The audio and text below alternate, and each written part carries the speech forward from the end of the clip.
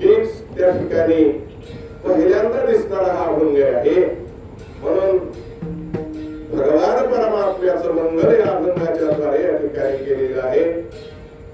कारण गाथा पूर्ण होईपर्यंत काही क्षेपक अभंग असतील, काही प्रासंगिक अभंग असतील, काही संतपर अभंग असतील, काही नामपर अभंग असतील, काही स्वरूप वर्णनाचे अभंग मंगलाचरणाचे असतील, वेगवेगळ्या प्रकारचे अभंगाचं या ठिकाणी पूर्णत्व तुकोबरायाने केलं.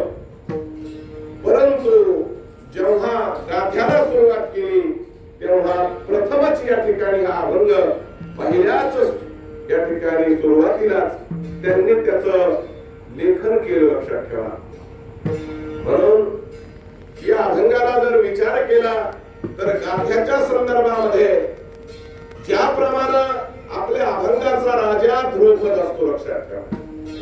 अभंगातलं ध्रुपद गेलं याचा अर्थ गायत्री करावी 32 लक्षणे, नाक नाही तेने वाया गेली. लक्षात ठेवा. काय उपयोगाचं आहे?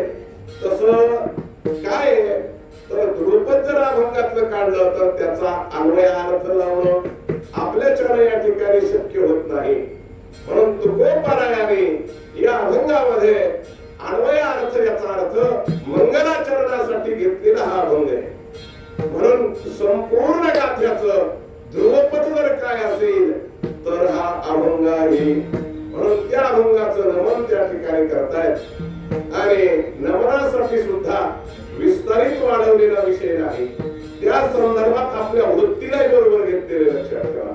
वृत्तीचं तादात्म्य काय असावं, आपण काय असावे, परमार्थामध्ये कुठल्या लेवलला आपण असावं किंवा आपल्या विचाराचाराची परिसीमा काय आहे हे आपल्याला कळलं पाहिजे. म्हणून समचरण दृष्टीचा भेद या ठिकाणी किंवा दृष्टी एकरूपतेची प्राप्त झालेला विषय. म्हणून त्याच्यात दोन मुद्दे मांडले, एक चरण आणि दुसरी दृष्टी.